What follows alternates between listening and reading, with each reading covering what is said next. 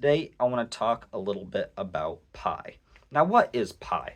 Well, pi is the ratio between a circle's circumference and its diameter. Now, what does that mean? Well, if we have a circle, right, whose diameter, we'll say is the number d, right, and has a circumference, we'll say is the number c, pi is equal to the circumference divided by the diameter. Okay? So that's in its essence, that's what pi is. Pi is the ratio between a circle's circumference and its diameter. But pi is irrational. Now, what does that actually mean? Well, an irrational number, right, is a number that has a decimal value that goes one on and on forever, right? That means so it never terminates. It doesn't follow a pattern, right? And it can't be expressed as a fraction. Now, let's look at some examples of irrational numbers and not irrational numbers. 11 over 7, right? Well, that's expressed as a fraction. So that is not, in fact, an irrational number. 5.432432432, and it continues on forever like that. Is that an irrational number? No, because it follows a pattern even though it goes on and on forever, right?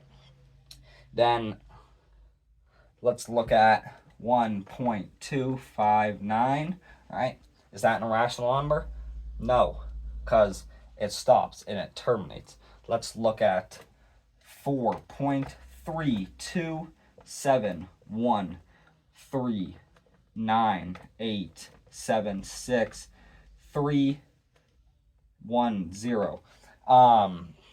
And let's say it goes on and on forever like this. It doesn't follow any sort of pattern, right? And let's say it can't be expressed as a fraction. Is this an irrational number? Yes, because it meets all criteria. Now, so let's erase this real quick, and let's talk a little bit about the value of pi. So, the value of pi is 3.14159, and then it goes on forever, right? Now, how do we actually know what the value of pi is? Now, it's very easy to show that the value of pi is between 2 and 4. I'm going to show you here. So if we have a circle, right, and let's say that this circle has a diameter of 2, okay, and around this circle, let's draw a square whose side lengths all are equal to the circle's diameter. So their side lengths are equal to 2. All right, that's not a great drawing, but pretend like this is a perfect drawing, right? I'm practically Picasso. So so we have a 2 there. So these side lengths are equal to 2, right? Now, we don't know what the value of pi is, but based off our properties of pi, we can say that the area of a circle is equal to pi r squared. Remember, r can also be looked at as diameter over 2. Diameter in this case is 2, so it's pi times 1 squared, that cancels out. So the area of this circle is equal to pi, right? We don't know what that value is, but we know that the area of this is it, right? Now, let's find the area of the square that the circle is inside of. Well, that's pretty easy to do. That's just 2 times 2. That's 4, right? And we can say that pi is less than 4 because the circle's inside of the square, so the area must be less than it.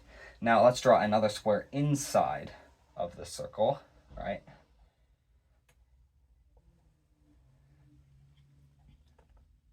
So these are all 90-degree angles. And let's bisect it. So let's just work with one right triangle. Well, we know that these side lengths are 1, right? Because we cut the diameter of 2 in half. You cut 2 in half, you're left with 1. So all we need to do is find the area of one of these right triangles. Well, the area of a triangle is 1/2 base times height. Let's remind ourselves why that is. If we have a square, right, the area for that is base times height. You cut that in half. You're left with 1/2 base times height, right? So 1/2 base times height. Base and height in this case are both what? 1, right? So 1/2 times 1 times 1. That leaves us with just 1/2. So the area of this right triangle is 1/2, and all these right triangles are equal to it. So these are all 1/2.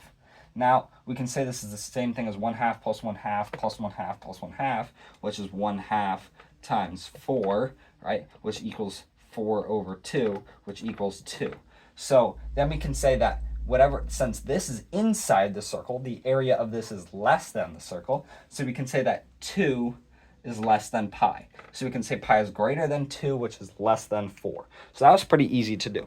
Now, if you continue to do this, it's going to get harder and harder and harder over time. But if you do this with more shapes and the amount of sides increases, you're going to get closer and closer and closer to pi. You're never going to reach pi because pi goes on forever, but you'll get closer and closer and closer.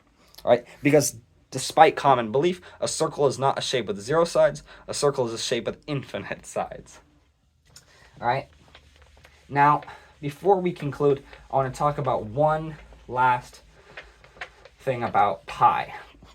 Now, this is just interesting. Pi over 4 is equal to, let's draw out the summation notation. Right? We have 1 over 1 plus 2n, right, to the power of, negative 1, right?